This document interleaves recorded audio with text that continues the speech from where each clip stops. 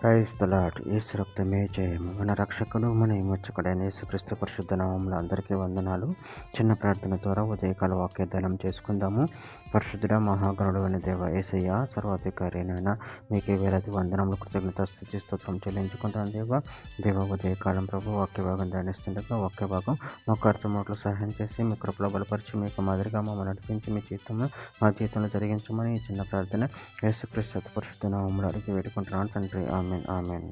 సామెతల గ్రంథం 2వ అధ్యాయము 6వ వచనము. యెహోవాయే జ్ఞానం ఇచ్చేవాడు, తెలివియు వివేచనయు ఆయన నోటి నుండి వచ్చును. ఆమేన్. దేవుడి వాక్య భాగం దీవించును గాక. ప్రభునందు ప్రియులారా, ఇక్కడ వాక్య భాగంలో గమనించినట్లయితే యెహోవాయే జ్ఞానం ఇచ్చేవాడు, తెలివి వివేచనయు ఆయన నోటి నుండి వచ్చును. అదేవిధంగా వాక్య భాగంలో గమనించినట్లయితే రాజుల మొదటి గ్రంథం 3వ అధ్యాయం 9వ వచనంలో, ఇంత గొప్పదైన నీ జ్ఞానమునకు న్యాయం తీర్చగలవాడు ఎవడు? కాబట్టి నేను మంచి చెడును వివేచించి నీ జనులకు న్యాయం తీర్చినట్లు నీ దాసుడైన నాకు వివేకము గల హృదయం దయచేయము. దీనవృత్తాంతం మొదటి గ్రంథం 22వ అధ్యాయం 12వ వచనంలో, నీ దేవుడైన యెహోవా ధర్మశాస్త్రం నువ్వు అనుసరించినట్లుగా యెహోవా నీకు వివేకమును తెలివిని అనుగ్రహించి ఇజ్రాయేలు మీద నీకు అధికారము దయచేయును గాక. యోబు గ్రంథం 32వ అధ్యాయం 8వ వచనం, ఆయనను నరుల ఆత్మ ఒకటి ఉన్నది, సర్వశక్తులకు దేవుని ఊపిరి వారికి వివేచన కలగ చేయును. లూకాసు వార్త 21వ అధ్యాయం 15వ వచనం, మీ విరోధులందరూ ఎదురాడుటకును కాదనుటకును వీలు కాని వాక్కును జ్ఞానమును నేను మీకు అనుగ్రహింతును.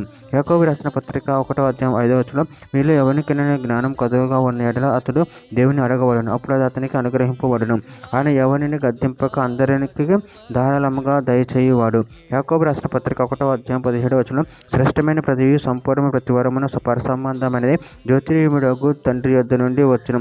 ఆయన యందు ఏ చంచలత్వమును గమనముల కలుగు ఏ ఛాయను లేదు.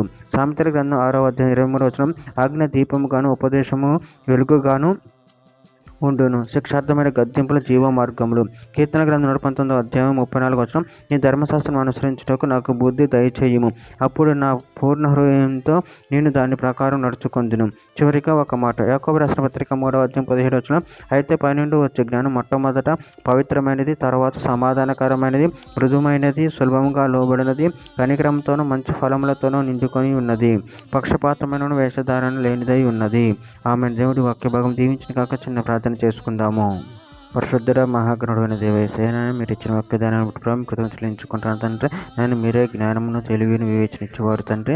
నేను మహిమపరచు గణపతి శక్తిని బలం మాకు అనుగ్రహించి మీ ప్రేమ కృపను మమ్మల్ని నిరంతరం కాచి కాపాడి మీకు మాదిరిగా మమ్మల్ని నడిపించమని చిన్న ప్రార్థన చేసిన అడిగి పెట్టుకుంటున్నాను తండ్రి. ఆమెన్.